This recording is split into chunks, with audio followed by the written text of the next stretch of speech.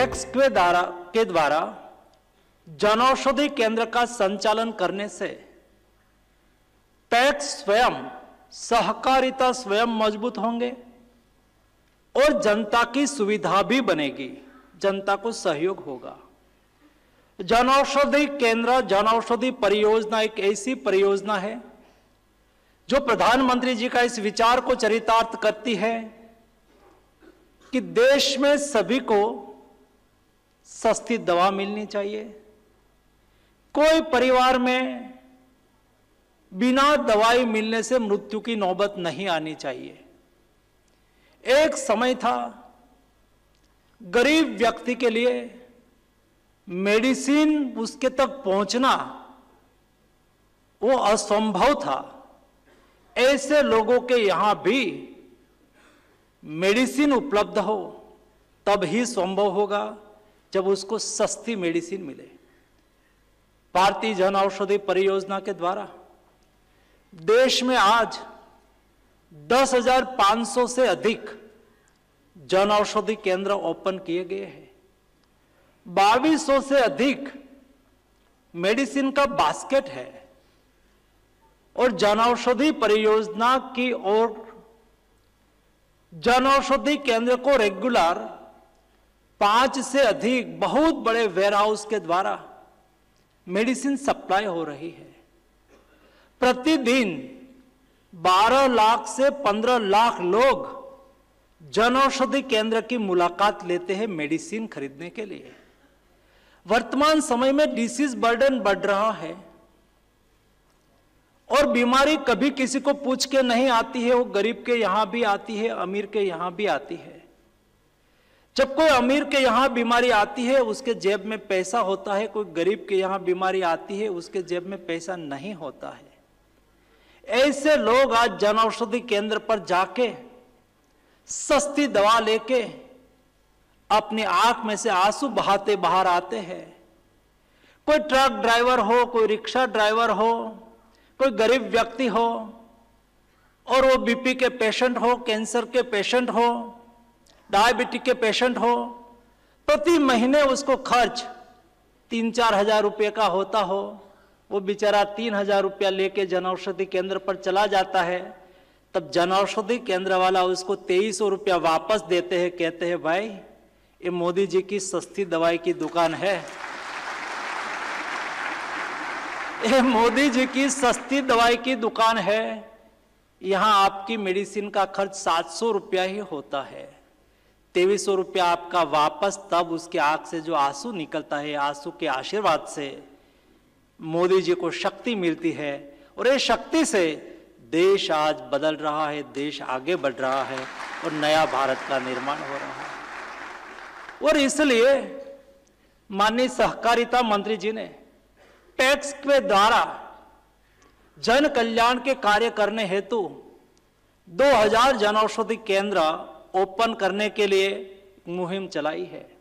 मैं आपको अभिनंदन देना चाहता हूं। 2000 की जगह पे 2300 लोगों ने एप्लीकेशन, तो 4000 लोगों ने की थी, लेकिन 2300 लोगों ने 2300 पैक्स को इन प्रिंसिपल अप्रूवल दे दी गई है। उसमें से 500 पैक्स ने जन औषधि केंद्र ओपन कर दिया है। हम चाहते हैं आज रेलवे स्टेशन पर जन औषधि केंद्र ओपन हो रहा है। हमारे पैक्स के द्वारा नहीं केवल 2000 तो हमें तुरंत ही करना है, हमारे सहकारिता मंत्री जी ने कहा है, लेकिन उससे ज्यादा भी पैक्स इस संगोष्ठी से जो अर्क निकालेगी और उसमें से ज्यादा प्रयास करेंगे तो भी जन औषधि केंद्र ओपन करने के लिए, अप्रूवल देने के लिए फार्मास्यूटिकल मिनिस्ट्री तैयार है। दोस्तों, हमें प्रयास करना है, हमें कोशिश करनी है, क्योंकि सहकारिता सेवा का मंत्र लेके आगे बढ़ते हैं, सेवा का मंत्र लेके चलते हैं। मुझे विश्वास है कि संगोष्ठी से आप आपस में डिस्कशन करेंगे, डेलिब्रेशन करेंगे, डिस्कशन और डेलिब्रेशन का जो आउटपुट निकलेगा वो पैक्स को भी सशक्त करेगा, जन औषधि केंद्र को खोलने की प्रक्रिया को, जन औषधि केंद्र संचालन में और सुविधा उपलब्ध हो उसके लिए भी बेस्ट इनपुट्स आपके द्वारा मिलेगा और हम सब लोग साथ में मिलके सामूहिक प्रयास से पैक्स के द्वारा जन औषधि केंद्र और खोलेंगे और जनता की सेवा करेंगे, यही आपसे अपेक्षा है। माननीय केंद्रीय गृह एवं सहकारिता मंत्री श्री अमित शाह जी आपसे कि कृपया पैक्स द्वारा प्रधानमंत्री भारतीय जन औषधि केंद्रों का संचालन करने वाले सदस्यों को स्टोर कोड अपने कर कमलों द्वारा वितरित करें। माननीय कृपया मंच के सामने आने की कृपा करें। रहीमतपुर विविध कार्यकारी सहकारी सेवा समिति लिमिटेड, जिला सतारा, महाराष्ट्र समिति की तरफ से सचिव श्री दयानेश्वर आत्माराम भोसले सर्टिफिकेट को ग्रहण कर रहे हैं। गिद्दा प्राथमिक कृषि साख सहयोग समिति लिमिटेड, जिला मधेपुरा, बिहार सर्टिफिकेट ग्रहण करने के लिए मंच पर उपस्थित हैं समिति के मुख्य कार्यकारी अधिकारी श्री शिवशंकर मेहता।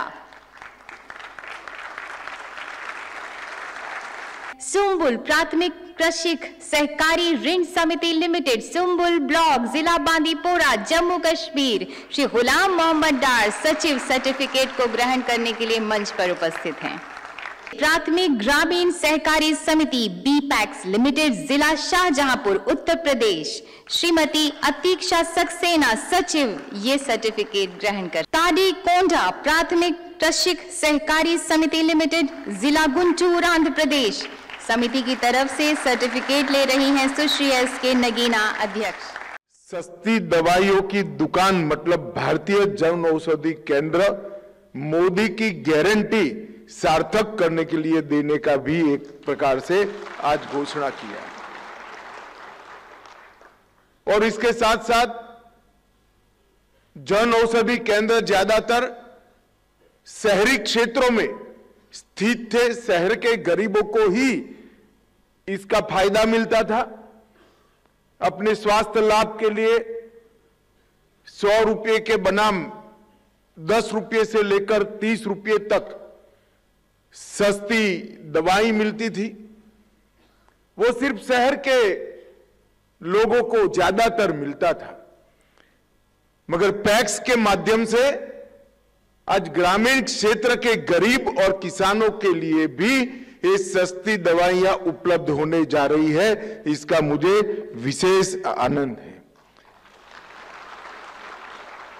सालों से फार्मेसी के क्षेत्र में भारत विश्व में अग्रणी रहा और विगत 10 साल के अंदर मोदी जी ने फार्मेसी के क्षेत्र में ढेर सारे सुधार करते हुए मनसुख भाई ने मोदी जी की योजनाओं को जमीन पर उतारी और आज विश्व भर के अंदर भारत फार्मा क्षेत्र का एक विश्वसनीय उत्पादक देश बनकर रहा है। मगर हम सब के लिए एक विडंबना थी। दुनिया भर को दवाई भेजने वाले भारत में 60 करोड़ लोगों का हिस्सा ऐसा था जिनके भाग्य में दवाई नहीं थी, क्योंकि दवाइयां इतनी महंगी थी कि वो खरीद ही नहीं कर पाते थे। मोदी जी ने जन औषधि केंद्र के विचार को आगे बढ़ाया। जो जेनरिक दवाइयां थी जिन पर पेटेंट का खर्चा नहीं चढ़ता था, फिर भी पेटेंट का खर्चा एक प्रकार से वसूला जाता था, मोदी जी ने इसको स्ट्रीमलाइन कर मैंने जैसे कहा 8% से 30% की कॉस्ट में हर गरीब को दवाई मिल पाए, इस प्रकार का एक कार्यक्रम लिया और इससे गरीब क्षेत्र में, ग्रामीण क्षेत्र में स्वास्थ्य के सुधार में बहुत बड़ा फायदा हुआ है। भाई और बहनों, ये 9 साल के अंदर जन औषधि केंद्र के माध्यम से लगभग 26,000 करोड़ रुपया इस देश के गरीबों का बचा है। 26,000 करोड़, आप कल्पना कर सकते हैं कितनी राहत उनको मिली होगी। मैं बाद में डिटेल में इस पर बताऊंगा, परंतु आज मैं कहना चाहता हूं कि सहकारिता क्षेत्र के माध्यम से ग्रामीण क्षेत्र में इसकी रीच बढ़ने जा रही है। ग्रामीण गरीबों को भी गुणवत्ता युक्त दवाइयां सस्ते और किफायती भाव से मिलेगी और मुझे इसका बहुत आनंद है कि सहकारिता क्षेत्र इसमें माध्यम बनने जा रहा है। सहकारिता और स्वास्थ्य का ये संगम समृद्धि और अच्छे स्वास्थ्य का संगम एक प्रकार से है। आज कई राज्यों में सहकारिता क्षेत्र के माध्यम से पैक्स की शुरुआत हो चुकी है। लगभग 2300 प्राथमिक सहकारी समितियां गुजरात, जम्मू कश्मीर, कर्नाटक, मध्य प्रदेश, महाराष्ट्र, तमिलनाडु, पश्चिम बंगाल और नॉर्थ ईस्ट सभी राज्यों के अंदर ग्रामीण क्षेत्र में सस्ती दवाइयां पहुंचाने का काम कर रहे हैं।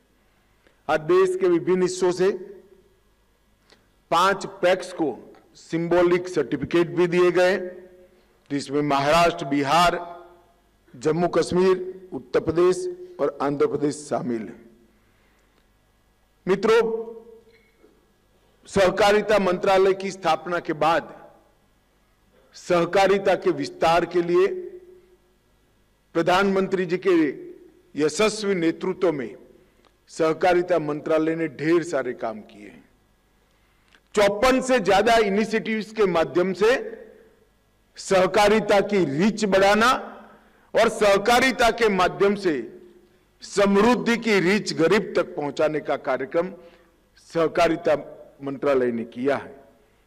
और इसमें सबसे बड़ा कार्यक्रम जो सहकारिता मंत्रालय ने हाथ में लिया है, अगले आने वाले 5 साल में 2 लाख पैक्स नए बनाए जाएंगे और देश के हर गांव के हर पंचायत में एक पैक्स होगा। पैक्स के आधार के बगैर सहकारिता का खाका खड़ा ही नहीं होता। मगर जब 2 लाख नए पैक्स बनाने का निर्णय हमने किया, तब इसकी भी मीमांसा की कि आंदोलन क्यों पिछड़ गया, क्यों पैक्स बंद हो गए।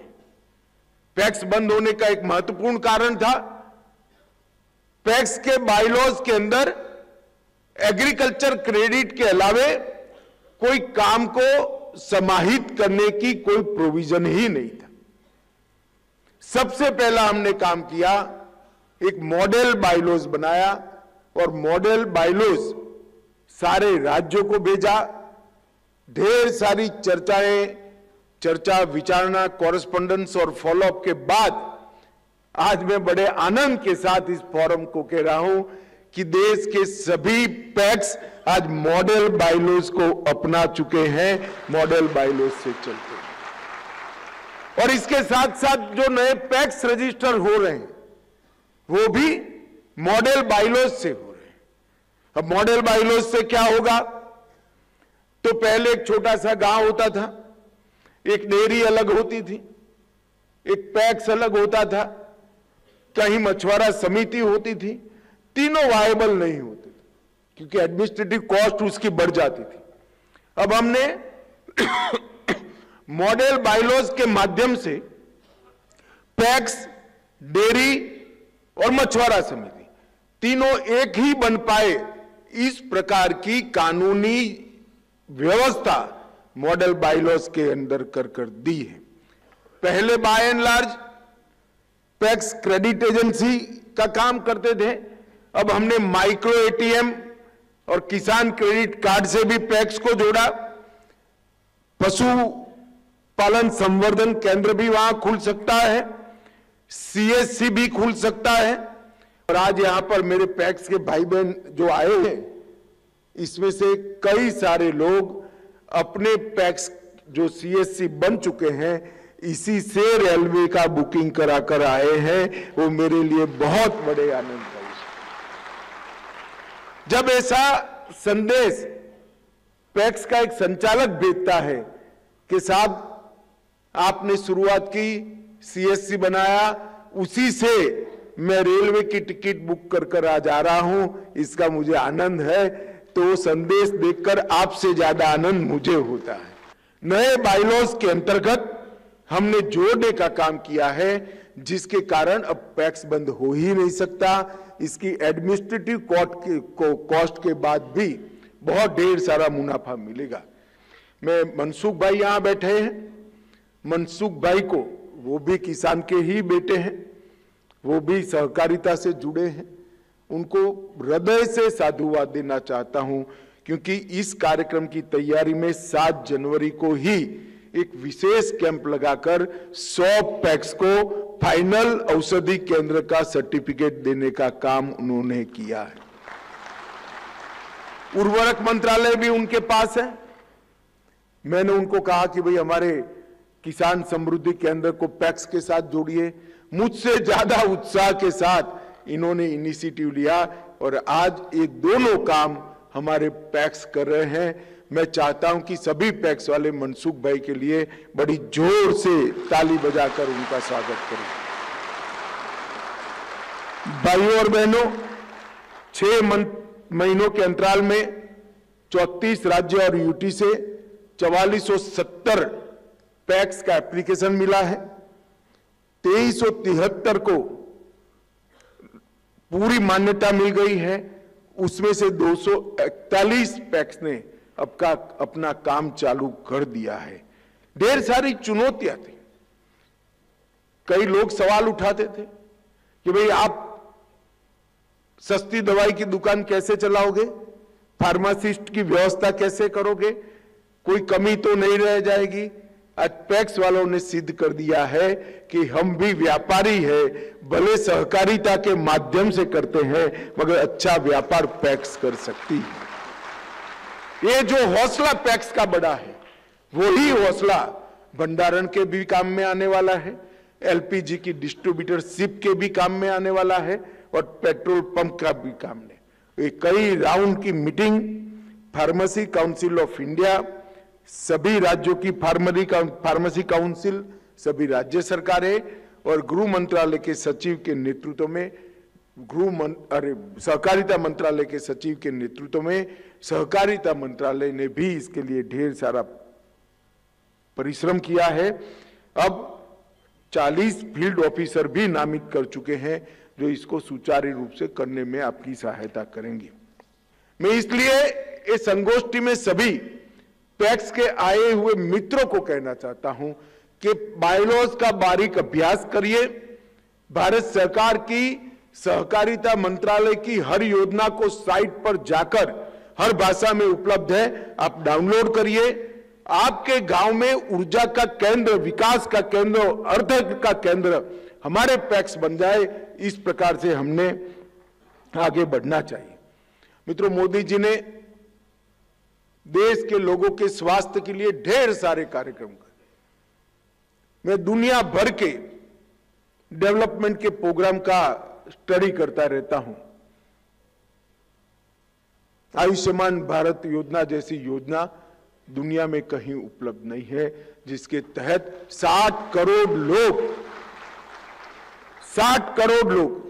5 लाख तक का पूरा स्वास्थ्य का खर्चा आज भारत सरकार उठा रही है। इसके साथ साथ मिशन इंद्रधनुष 130 करोड़ की आबादी के हर बच्चे को सभी प्रकार का टीका लग जाए और उसका आगे का जीवन स्वास्थ्यपूर्ण हो, कोई बड़ी गंभीर बीमारी उसे न हो जाए, इस प्रकार के उसके अधिकार का पहली बार आजादी के बाद मोदी जी प्रधानमंत्री बनने के बाद भारत सरकार निर्वहन कर रही है। जल जीवन मिशन के माध्यम से हर घर में फ्लोराइड वगैरह का शुद्ध पीने का पानी नल से पहुंचाने का कार्यक्रम हुआ। हम सब जानते हैं हमारे स्वास्थ्य में पानी का कितना महत्व है। इसके साथ योगा, आयुष, फिट इंडिया, कई सारे प्रोग्राम के माध्यम से स्वच्छता का कार्यक्रम, हर घर में शौचालय पहुंचाया। ये सारी छोटी छोटी चीजें, चाहे पानी हो, चाहे स्वच्छता हो, चाहे फिट इंडिया की मूवमेंट हो, ये सारे कार्यक्रम एक प्रकार से स्वास्थ्य से जुड़े। और इसके साथ साथ मोदी जी ने 5 लाख तक का सबको खर्चे की चिंता से मुक्त कर दिया। और 5 लाख तो वो करते ही करते हैं, मगर बहुत थोड़ा बहुत जो दवाइयों का भी खर्चा होगा वो भी 30% से कम दामों में देने की व्यवस्था मोदी जी ने करी है। मॉडर्न साइंस नीचे गांव तक पहुंचे, इसके लिए इंफ्रास्ट्रक्चर और ह्यूमन रिसोर्स, ये दोनों क्षेत्रों में बहुत बड़ा काम हुआ है। मेडिकल की सीटों में लगभग 2 गुना यूजी और पीजी बढ़ोतरी हुई है और हर पीएससी सीएससी 5 साल के अंदर मजबूत हो जाए, एक अच्छा स्वास्थ्य केंद्र बने, इस प्रकार की हमने व्यवस्था करी है। आयुष जैसी पारंपरिक भारतीय चिकित्सा पद्धति को भी जमीन पर उतारने का काम, इसको पॉपुलर करने का काम और उसके माध्यम से दवाई बगैर का जीवन, आयुष, प्राकृतिक खेती और ऑर्गेनिक प्रोडक्ट, ये तीनों को इकट्ठा करो तो दवाई बगैर का जीवन कैसे जिया सकता है, एक नया भारतीय मॉडल मोदी जी ने पूरी दुनिया के सामने रखने का काम किया है। मित्रों, सिर्फ योजनाओं से कुछ नहीं होता। श्रीमान मनसुख भाई बैठे हैं, मैं उनको तो बधाई देता हूं, मगर मोदी जी को भी बहुत बड़ा साधुवाद देना चाहता हूं। इतने बड़े देश में स्वास्थ्य सुविधाओं के लिए कुल मिलाकर ओवरऑल स्वास्थ्य का बजट सिर्फ 2014 में 33,000 करोड़ था, 33,000 करोड़। इतने बड़े देश में 33,000 करोड़ रुपया, मोदी जी ने इसको बढ़ाकर 90,000 करोड़ रुपया करने का काम किया। इसके साथ साथ प्रति व्यक्ति स्वास्थ्य पर जो खर्च होता था वो 1,000 की जगह 2,000 रुपया हो गया। ये भी बहुत बड़ा काम मोदी जी ने किया है।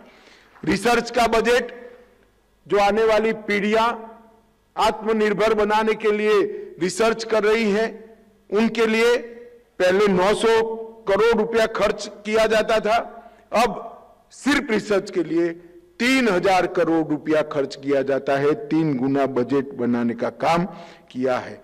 और डिजिटल हेल्थ इंफ्रास्ट्रक्चर पर 200 करोड़ रुपया, पहले ऐसा कोई हेड ही नहीं था।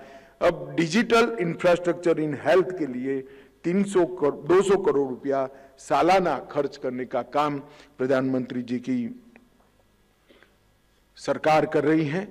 कई सारी योजनाएं, प्रधानमंत्री जन आरोग्य योजना, आयुष्मान योजना, प्रधानमंत्री हेल्थ इंफ्रास्ट्रक्चर योजना, प्रधानमंत्री स्वास्थ्य सुरक्षा योजना, नेशनल हेल्थ मिशन, मलेरिया मुक्त भारत, सार्वभौमिक टीकाकरण मिशन इंद्रधनुष, टीबी उन्मूलन कार्यक्रम, मातृवंदना योजना, जननी सुरक्षा योजना, लक्ष्य प्रोग्राम योजना, नेशनल मेंटल हेल्थ प्रोग्राम योजना, फिट इंडिया, खेलो इंडिया और डायलिसिस प्रोग्राम, ढेर सारी कार्यक्रमों का जाला बुनकर विशेषकर गरीब व्यक्ति का, बच्चे का और किशोरियों के स्वास्थ्य को आगे बढ़ाने का काम किया है। प्रधानमंत्री जन औषधि योजना के तहत ही आज लगभग जन औषधि केंद्र 10,000 से ज्यादा हो गए हैं। 2260 से ज्यादा दवाइयां और साधन मिलते हैं और टोटल सेल का टोटल लगाए 9 साल का तो 25,000 करोड़ रुपया से ज्यादा गरीब का बचाने का काम प्रधानमंत्री स्वास्थ्य जन औषधि परियोजना में हुआ है। मित्रों, इसके साथ साथ मैं कुछ उदाहरण इसलिए देना चाहता हूं कि आप आपके गांव में बता पाए। डायबिटीज की दवा बाजार का मूल्य जिसका 62 रुपया है, यहां जन औषधि केंद्र पर सिर्फ 5 रुपये में उपलब्ध होती है। हार्ट की दवाइयां जिनका बाजार का मूल्य 91 रुपया है, यहां 7 रुपये में उपलब्ध होती हैं। और कैंसर की दवाइयां जो 2250 रुपया जिसका मूल्य है, वो 225 रुपये में उपलब्ध होती है। मेरा यही कहना है और मैं खुद आज मनसुख भाई को बहुत साधुवाद देना चाहता हूं। विपक्ष वाले प्रचार करते थे, इंडी अलायंस वाले, कांग्रेस वालों को और कोई काम नहीं बचा है टीका करने के अलावे कि दुकानें तो खोल दी, दवाइयां नहीं होती है। मैंने औचक निरीक्षण मेरे क्षेत्र में 4 दुकानों का करा है। मेरे हाथ में प्रिस्क्रिप्शन भी था, मैं खुद जाकर चेक कर आया हूं। दवाइयां उपलब्ध भी है और अच्छी क्वालिटी की दवाइयां मिल रही। ये विश्वसनीयता जो बनी है, ये विश्वसनीयता गरीब के स्वास्थ्य की कुंजी है, चाबी है। और सबसे बड़ी बात, यही सेंटरों से सिर्फ 1 रुपये में बायोडिग्रेडेबल प्रोडक्ट मतलब पैड सैनिटरी नैपकिन बच्चियों के लिए दिए जाते हैं और अब तक 46 करोड़ 46 करोड़ नैपकिन सिर्फ 1 रुपये से बच्चियों को देने का काम ये जन औषधि कर रही है। इससे बड़ी कोई सेवा नहीं हो सकती। गरीब बच्ची के स्वास्थ्य की सुरक्षा के लिए सिर्फ 1 रुपये में नैपकिन देना और स्वास्थ्य पूरे परीक्षणों पर खरा उतरा हुआ नैपकिन देना, इससे बड़ी सेवा नहीं हो सकती। मित्रों, 46 करोड़ नैपकिनों का वितरण अब तक हो चुका है और ये मैं मानता हूं कि बहुत बड़ी उपलब्धि है। मित्रों, विश्व के फार्मा क्षेत्र में जेनेरिक दवाइयां, वैक्सीन, सस्ती HIV दवाओं में भारत का विश्व में सप्लाई करने में सबसे पहला स्थान आज हो चुका है। भारत नंबर 1। फार्मा और बायोटेक प्रोफेशनल खड़े करने में, पढ़ाई लिखाई की मैं बात कर रहा हूं, इसमें दुनिया में हम दूसरे नंबर पर हैं और दवा के ओवरऑल उत्पादन के अंदर दुनिया में तीसरे नंबर पर है। मुझे पूरा भरोसा है कि 2047 आते आते सभी क्षेत्रों में हम दुनिया में नंबर 1 बनेंगे और मोदी जी का आत्मनिर्भर भारत का स्वप्न सिद्ध होगा। दुनिया को दवाइयां पहुंचाने में पहले हम 90,145 करोड़ का एक्सपोर्ट करते थे, इसकी जगह अब डबल 1,83,000 करोड़ रुपए का एक्सपोर्ट आज भारत कर रहा है। और मैं आपको बताना चाहता हूं, आखिर पूरी दुनिया में कई सारे देश वैक्सीन नहीं बना पाए थे। मोदी जी के नेतृत्व में हमारे वैज्ञानिकों को वैक्सीन तो बनाया ही, मोदी जी ने गांव के गरीब से गरीब व्यक्ति तक 130 करोड़ लोगों को तक टेक्नोलॉजी के माध्यम से वैक्सीन और सर्टिफिकेट दोनों पहुंचाकर देश को कोरोना से बचाने का काम। क्षेत्र के अंदर ढेर सारे काम हुए हैं। मुझे विशेष आनंद है कि आज सहकारिता क्षेत्र भी मनसुख भाई के साथ कंधे से कंधा मिलाकर लोगों के स्वास्थ्य के लिए काम करने के लिए आगे बढ़े रहे हैं। मेरे सभी पैक्स के संचालक भाइयों बहनों को करबद्ध विनंती है, पैक्स को मजबूत करिए, सारे सुधारों को स्वीकारिए, आगे आइए, साथ वाले गांव के पैक्स को भी मॉडर्न करिए और सहकारिता की नींव मजबूत करिए। 2047 में हर गरीब को सहकारिता के माध्यम से समृद्ध बनाने का मोदी जी का स्वप्न हम सब साकार करें, यही आपसे अभ्यर्थना है। बहुत बहुत शुभकामनाएं और बधाई। धन्यवाद। और अब हम आग्रह करते हैं CEO PMBI श्री रवि दधीच आपसे कि कृपया आभार प्रकट करें।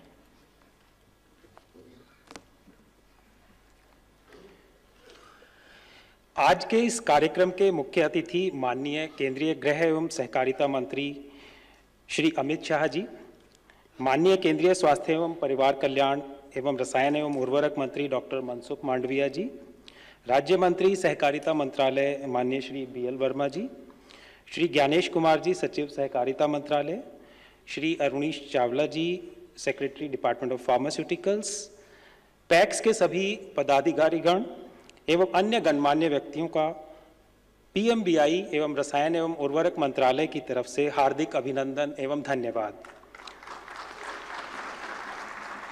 हम माननीय गृह मंत्री श्री अमित शाह जी की भव्य एवं गरिमामय उपस्थिति पाकर बेहद गौरवान्वित महसूस कर रहे हैं, जिन्होंने देश के विभिन्न समुदायों और सहकारी क्षेत्र की समितियों को बढ़ावा देने में महत्वपूर्ण भूमिका निभाई है। देश के नागरिकों की सेवा के प्रति आपकी प्रतिबद्धता और स्वस्थ समाज की संरचना के लिए आपका समर्पण हम सभी के लिए सदैव मार्गदर्शक रहा है। आपके मार्गदर्शन में सहकारिता मंत्रालय ने पैक्स द्वारा जन औषधि केंद्र खोलने और उन्हें चलाने के इस साझेदारी के प्रयास से विविध क्षेत्रों को एक साथ लाकर सहकार से समृद्धि को साकार किया है। आज का यह आयोजन दोनों मंत्रालयों की प्रतिबद्धता का ही प्रमाण है, जो देश के नागरिकों को इस जनोपयोगी परियोजना के जरिए संयुक्त रूप से सेवाएं प्रदान करेगा। हम आपके कोटि कोटि आभारी हैं।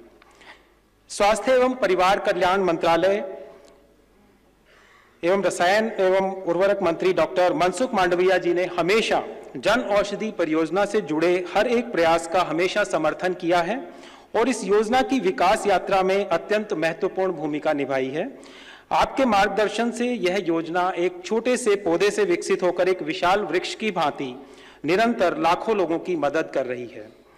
यह योजना साथ ही रोजगार सृजन भी कर रही है एवं प्रतिवर्ष निरंतर नए शिखरों को प्राप्त कर रही है।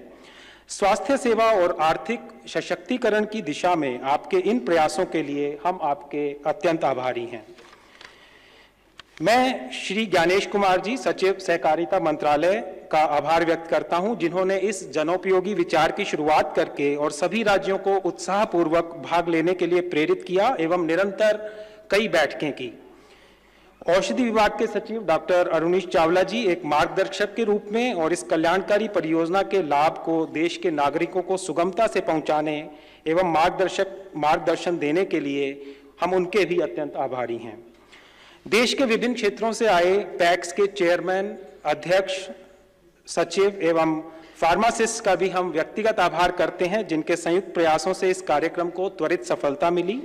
सहकारिता मंत्रालय के सभी अधिकारियों, श्री पंकज बंसल जी अतिरिक्त सचिव, संदीप सिंह जी उप सचिव और राज्य स्तरीय आरसीएस एवं पीएमबीआई टीम संयुक्त रूप से किए गए इन प्रयासों के कारण ही इस कार्यक्रम को आगे तक ले जाने में सफलता मिल पाई है। आप सभी का हार्दिक धन्यवाद। अब इन संयुक्त प्रयासों के फलस्वरूप ही ग्रामीण क्षेत्रों में जनऔषधि केंद्रों के जरिए उच्च गुणवत्ता युक्त सस्ती दवाइयां उपलब्ध हो सकेंगी और हमें पूर्ण विश्वास है कि यह कदम हमारे माननीय प्रधानमंत्री जी के हर व्यक्ति को सस्ती दवाई मिले इस सपने को साकार करने में बहुत मदद करेगा। देश के नागरिकों के जीवन को बेहतर बनाने के लिए आपके दूरदर्शी नेतृत्व के लिए अंत में मैं पुनः माननीय गृह मंत्री जी एवं सहकारिता मंत्री श्री अमित शाह जी के प्रति अपनी गहरी कृतज्ञता व्यक्त करता हूं और इस सराहनीय कार्य का उदाहरण भविष्य में निश्चय ही प्रेरणा का प्रतीक बनेगा, ऐसा विश्वास दिलाता हूं। आप सभी का पुनः बहुत धन्यवाद।